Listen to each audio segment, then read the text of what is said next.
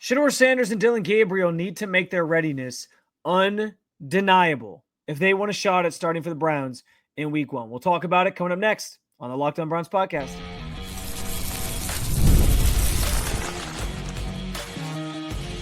You are Locked On Browns, your daily Cleveland Browns podcast. Part of the Locked On Podcast Network, your team every day. What's up, Dog Pound? I'm Spencer German, your host of the Locked On Browns podcast, and proudly covering your Cleveland Browns each and every single day in the land and on the road. We're just one day out from the start of training camp. Veterans report today, and two veterans, Joe Flacco and Kenny Pickett, will be duking it out for the starting quarterback job. What is each of their paths to earning that starting quarterback job? Plus, what's the path for Shedeur Sanders and Dillon Gabriel, who are starting further down the depth chart from those guys? Plus, I know the Browns are saying it's an open competition, but I think they might be stacking the deck for a specific outcome as well. I do want to thank you for being on every day with the Locked On Browns podcast, making us your first listen every single day. Remember, you can find Cleveland Browns content with Locked On Browns every week, Monday through Friday, guaranteed, with bonus content on some weekends as well. It's totally free to you.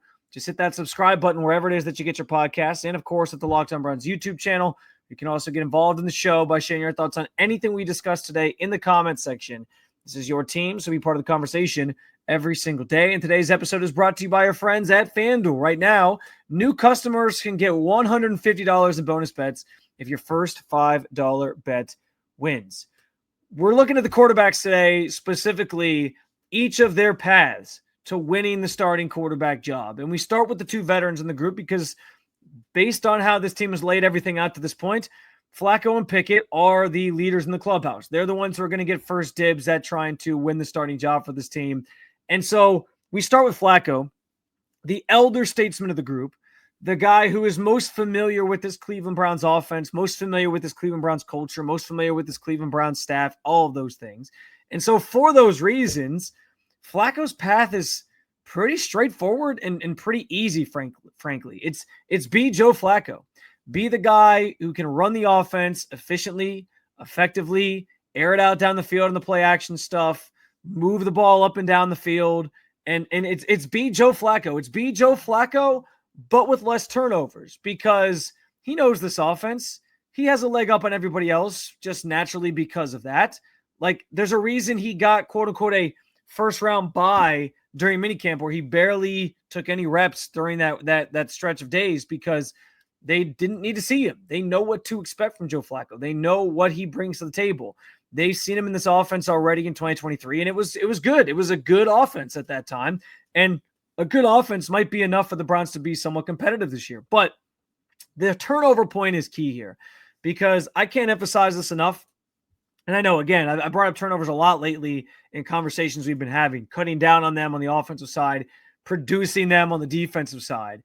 But here's the thing. As cliche as it is, we know that part of the reason this team didn't bring back Jameis Winston, part of the reason why this team has the quarterback situation they have right now where they're throwing darts at the board in a number of different ways, a veteran guy who's towards the tail end of his career in Joe Flacco, another veteran who's looking to revive his career in Kenny Pickett, and then two rookies that I think have some potential, maybe one in Shedeur Sanders more than the other. The reason they have those darts thrown, the reason why they're trying different things here is because they know that last year wasn't going to cut it. They know the turnovers are too much. Jameis Winston was fun and successful and producing some good football games and moments for a up until a point, and then the turnovers just became too cumbersome, and they had to bench him because they couldn't do it anymore. They couldn't risk turning the ball over as much as he was turning the ball over. And so that is the one thing Flacco does have to sort of rein in and take care of here during training camp, during the preseason, during the joint practices with the Eagles and the Panthers that we'll get to here coming up. Because if he can cut down on those things, we know that was the big thing when his time with the Browns ended in 2023.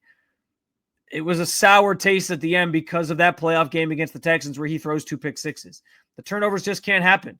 And so if he's able to cut down on those, I think he likely coasts his way to the starting job throughout training camp just because, again, he knows what to expect with him. He knows this offense. We know he can run it effectively. And if the turnovers are his biggest problem, but he doesn't show you the propensity to do those things, and he's more risk averse in camp, like I think it's his job to lose. Now, Kenny Pickett is going to have some say in this. And we know how the team feels about Kenny Pickett. They traded draft compensation plus Dorian Thompson-Robinson for him. And anytime you trade draft capital for a player, despite what round it is, that tells you that they see something in the guy. They think that he's worth bringing in to at least give a shot here. And we know it's been reported about the team feeling that he is their quote-unquote Sam Darnold, even though it's not an apples-to-apples comparison. He is their reclamation project, the guy that they're hoping can, sort of revive his career here with another opportunity and turn things around in a meaningful way and maybe lead the Browns and be something for the future that they give another contract to, and they find this quarterback that at one point was viewed as like a flameout. Now, here's the thing. You guys know how I feel at this point about Kenny Pickett. I think, yes, there were some limitations in terms of what Pittsburgh offered him, offensive coordinator standpoint with Matt Canada and otherwise. But I still think like there's just things missing from his game that I don't know that he's going to be able to overcome. I think he still is. I don't know that he's going to make the guys around him immensely better. And I think Flacco does do those things, which is why, again, I think he is the lead sort of horse in this race with Pickett right there on his tail to get a real opportunity to earn the job as well.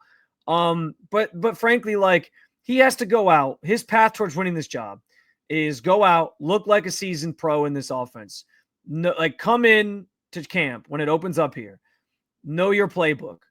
Be caught up on all the things, all the terminology, everything that you're expected to, so that it's just go out and play. And you're not thinking there's not like this big learning curve anymore, because part of the reason minicamp was set up the way that it was is because you have one guy in Flacco who knows this offense already, and you have three guys and the two rookies in Dillon and Kenny Pickett who were learning it. And so the installs and things were more for them to benefit from and sort of learn and get those reps and sort of see how things are going to flow. And so it makes sense. But if he comes in guns a-blazing, ready to go in training camp, and he's picked everything up, that's a good start for him.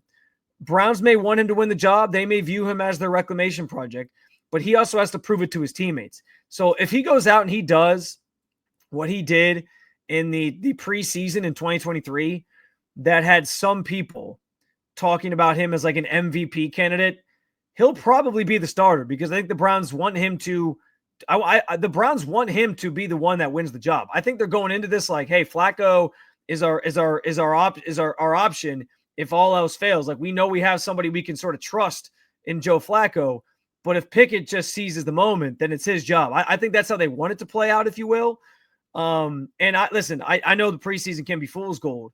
Believe me, the takes on Kenny Pickett a couple years ago were blasphemous looking back, when he was balling out in the preseason and it meant nothing, because when you got to the regular season, he was just a guy. And the offense was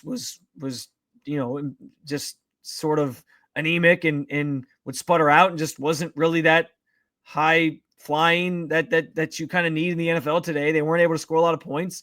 They would flame out. They had short drives. They were settling for field goals. It just wasn't pretty. And so preseason doesn't mean a ton in that regard.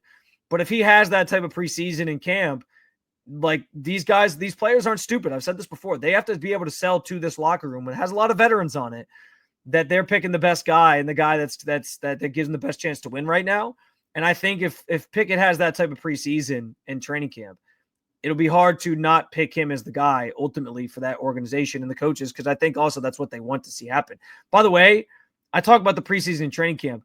The practices that mean the most are the joint practices, and I've said this a bunch of times. I'll say it again throughout camp.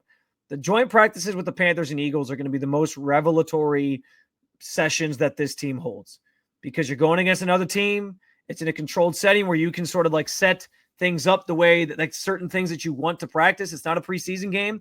I'm guessing you're going to get Flacco and Pickett in both a lot of the reps against the Panthers and a lot of the reps against the Eagles. And you won't probably see a lot of them in those two preseason games because of that. The preseason games will be the chance for Dillon Gabriel and Shedeur Sanders to really shine, because I think the veterans are going to sort of take a back seat in those moments, because they're going to be able to do they're going to be able to accomplish what they want to accomplish to the vets during those joint practice sessions. So the reporting that comes out of those, I will be in Philly for the Eagles ones. I will not be in Carolina for the Panthers ones. But from me, from others on the beat, pay attention to that stuff, because that's the stuff that this team does take a lot away from. Kevin Stefanski's said that adamantly. Like, they get a lot out of those sessions, and so it's going to be a good indicator of where they're at, who's maybe the lead candidates for this job, and how they sort of feel about these quarterbacks, and we'll get a better sense of of what they look like in those settings in particular. I mentioned Dillon Gabriel and Shedeur Sanders. It's going to take really turning some heads for either of them to supplant Flacco or Pickett and win this job. We'll talk about it coming up next on the Locked On Browns podcast.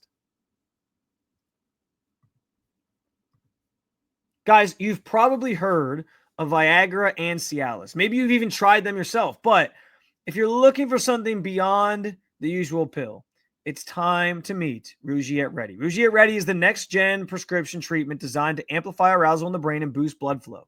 Unlike the usual pills that take hours, Rugiet's 3-in-1 formula dissolves under your tongue and kicks in fast on an average of 15 minutes.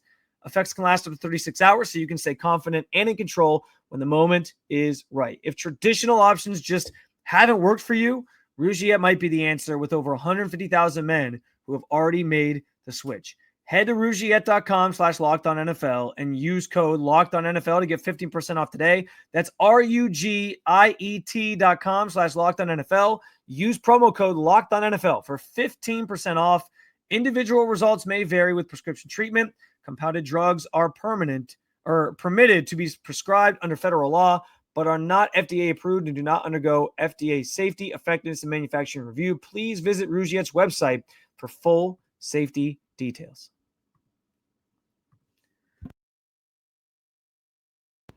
All right, so I told you the path for Flacco and Pickett. Now we pivot to the two rookies, and their path is a lot less clear. It's a lot more, frankly, difficult, I think, for both of these guys. I don't think the Browns believe either of these rookie quarterbacks are ready for week one right now at this juncture. That's just the facts. I'm not saying that's fair. I'm not saying that's the right course to take.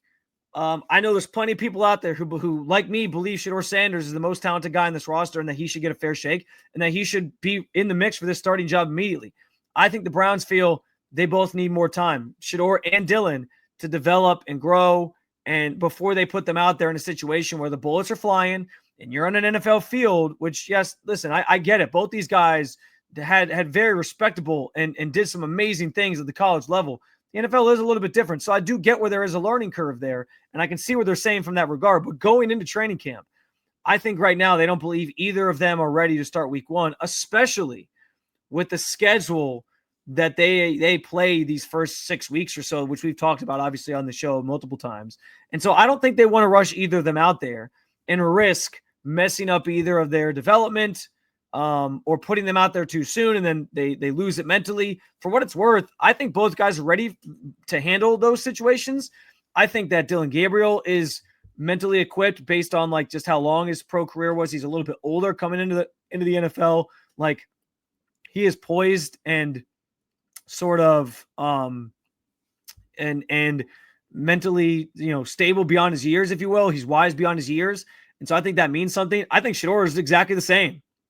I've been adamant about this. Like, his ability to, because he grew up in the spotlight under his dad, who's a Hall of Famer, like, he knows how to handle these moments. He knows what it takes to perform on the stage. It's not going to be too big for him. So I think both guys are ready for that spotlight and for those moments when they get put out there. But the Browns are going to slow play this thing. I've said that a bunch.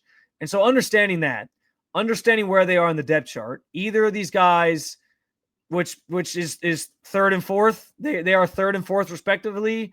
I'm not, again, that's not me setting the depth chart. That's what the Browns have indicated. The way they've set this thing up, it's been a lot of Flacco and Pickett taking the reps with the ones, those guys being up first. Dillon Gabriel got some of those reps in minicamp. Shedeur hasn't taken any reps, at least publicly, when media was there to see it with the ones yet. That doesn't mean he didn't take any, but we didn't see him take any.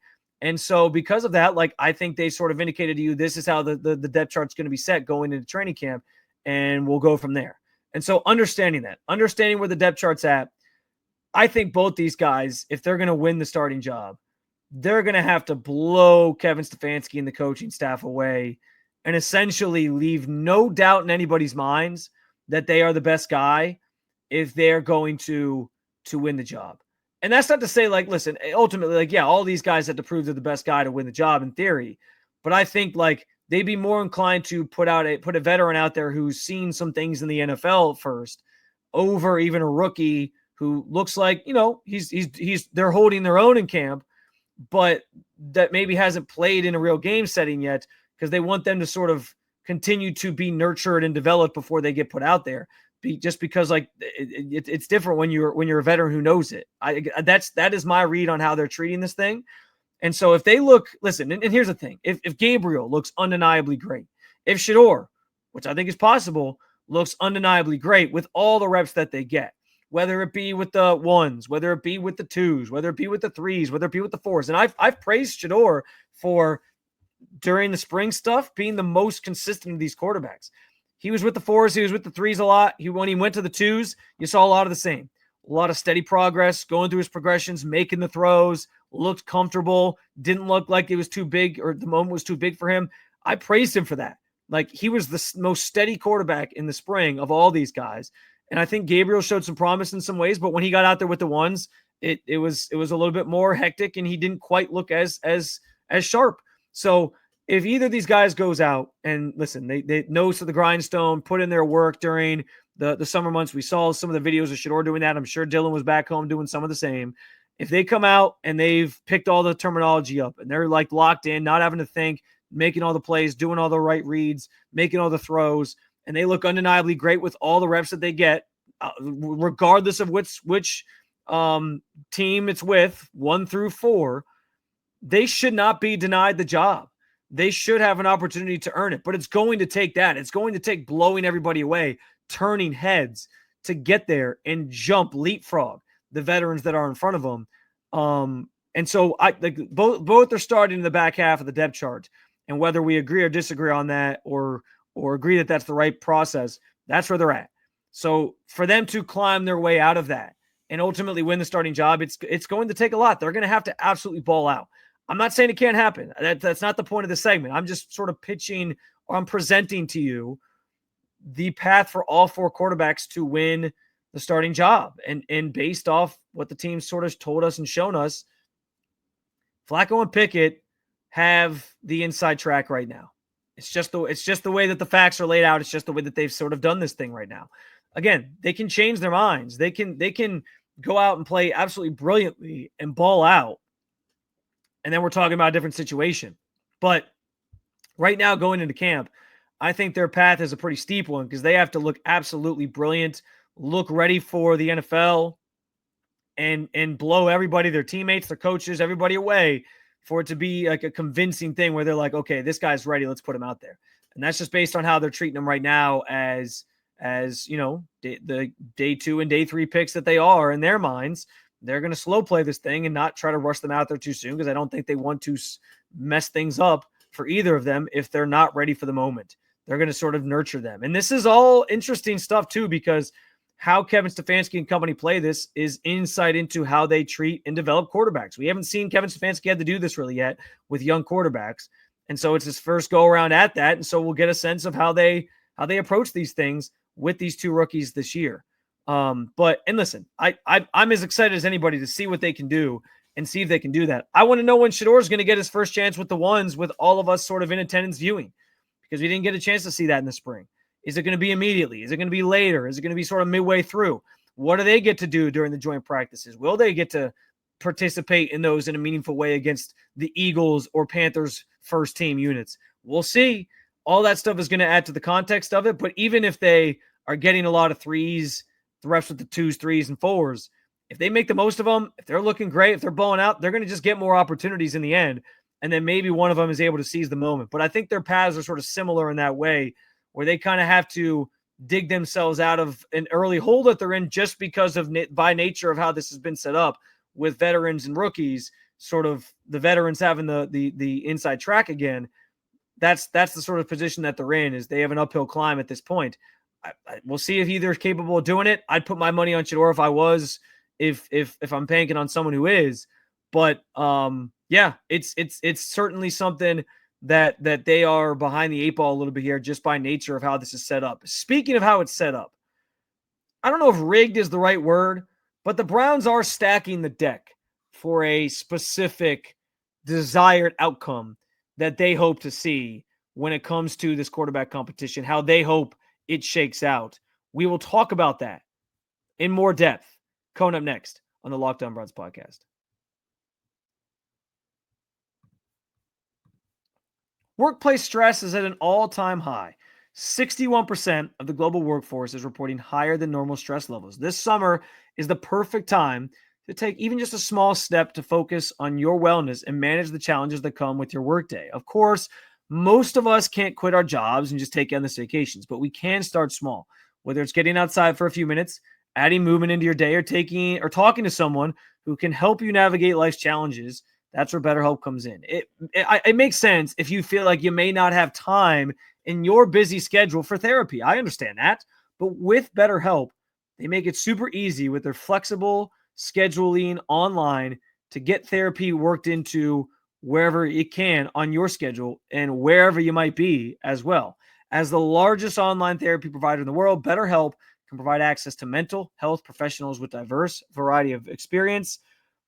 You unwind from work with BetterHelp. Our listeners can get 10% off their first month at betterhelp.com/lockedon. That's BetterHelp, HELP.com/lockedon.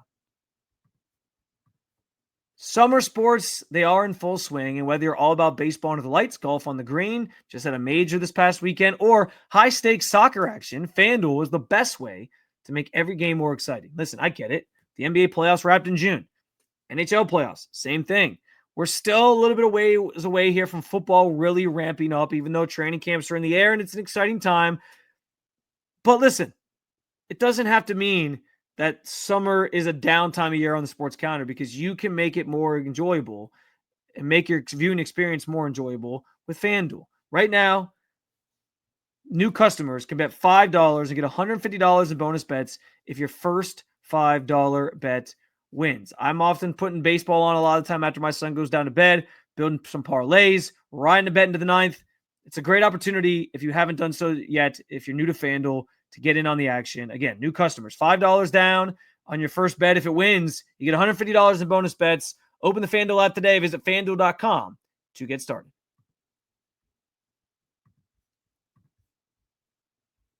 All right, so as I talk about each quarterback's path to winning the job, I know that they're calling it an open competition between all four. But as I've laid out before, it feels more like two quarterbacks and the veterans competing for the starting job and two quarterbacks and the rookies competing for the backup job. I know that's what I know. They've used the phrase open competition. That's how they're framing it.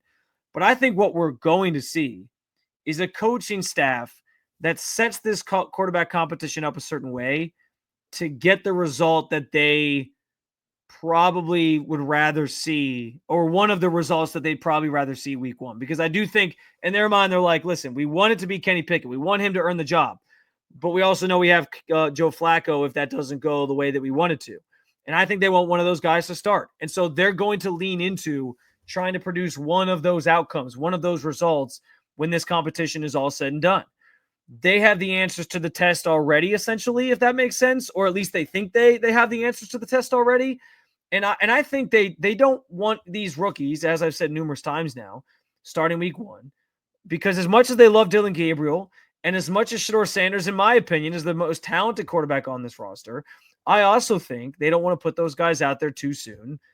People bring up the checkered history of the Browns putting quarterbacks out too early and it's screwing them all up and it all going downhill from there. There's certainly a history of that. That doesn't mean it has to be the same for either of these two guys. And I don't necessarily want to relate past history to the now and say, well, you can't do this because this is how it's always been.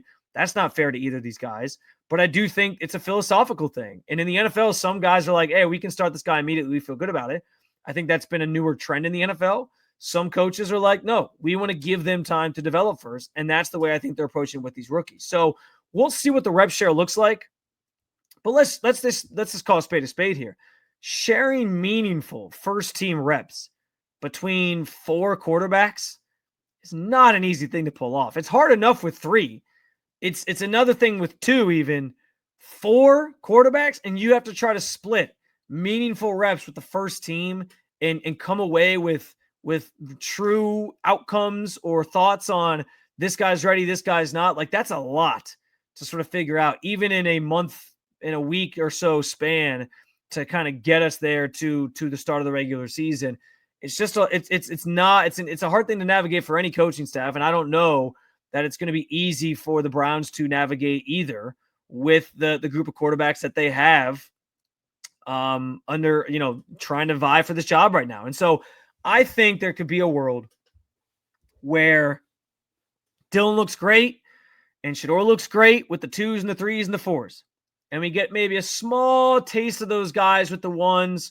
There's been some reporting that Dillon Gabriel was given a little bit more on his plate in minicamp, and that they felt like he was ready for a little bit more than maybe they initially thought. And so I think they're certainly gonna push a little bit, like on all these guys getting some of those reps with the 1s. And so maybe they hold. I think both Shedeur and Dillon could easily hold their own with the 2s, the 3s, the 4s. Get in there with the 1s, show some nice things, hold their own, look competent, and they get to the end of training camp and they still just play the card, the coaching staff that is the Browns, that is of, well, we need to see more reps from them with those groups. We just didn't get enough of a sample size to see that. And that is what I mean when I say stacking the deck for a desired outcome here. It's not that it's rigged. It's not that they're going into it like neither of these guys has a chance. If they ball out, like I said last segment, like they're going to, I think, naturally just earn those opportunities and earn those reps. Because if it's undeniable, how do you deny a guy who's doing that from getting at least a chance to play with the 1s? But they're setting it up, I think, early on here. And what I think we'll see play out during camp is that they just won't give those guys the same number of reps, the same amount of reps, and it'll just be an easy fallback thing. It'll be an easy excuse to fall back onto, where it's like, well, hey, we had 4 quarterbacks. We were trying to juggle a lot here. We just didn't get enough of those guys yet. We feel really good about where they're at. I feel like I'm trying to speak as Kevin Stefanski right now, which his mannerisms are so easy to sort of pinpoint at this point in his tenure here with the Browns.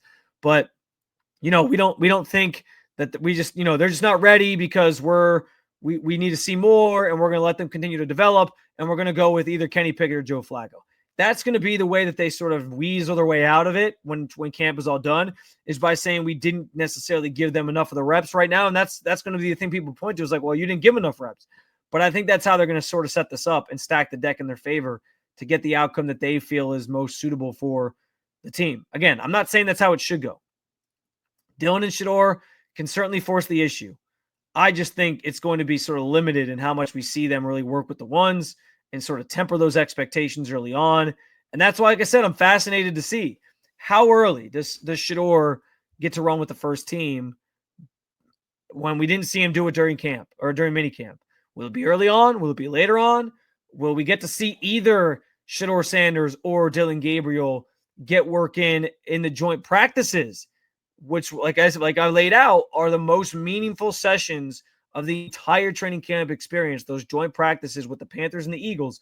What will their roles look like on those days? Will they be involved? Will they actually take reps with the 1s? Or is it just going to be very heavy Flacco and Pickett? Those are the questions that I'm fascinated to get answers to as training camp sort of plays out here, as we see it all sort of unfold in this quarterback competition. And again, if somebody stands out, if somebody's undeniable, yes, they should ultimately be the one that wins the job. But I think the Browns are sort of going to set it up in a way where it ends with Flacco and Pickett as the front runners.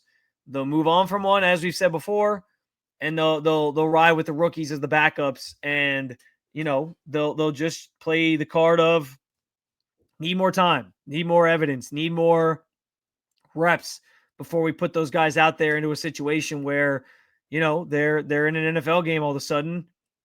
There's a lot going on that they have to sort of process and figure out and work their way through. That's just my read on the situation as camp commences on Wednesday. It is training camp eve. And I'm curious too, which is something we might be able to talk about here later this week, if the quarterback competition is something that has fans excited about camp, or if the quarterback competition is something that has fans maybe disappointed going into camp because they wish they just had an answer at quarterback. And it's another one of these, like, well, let's just see what we have in a quarterback room for leading up to a season that I think many fans have kind of been reserved to the idea is going to end with this team being maybe just average to bad. So listen, that's a fun topic that might come up later this week on the next episode of the Locked On Browns podcast. I appreciate you joining me as always to talk about your favorite football team. Hit that subscribe button so we can talk more about the quarterback competition, so we can continue getting you ready for training camp, so we can react to whatever happens through the first several days of training camp out in Berea here coming up this week.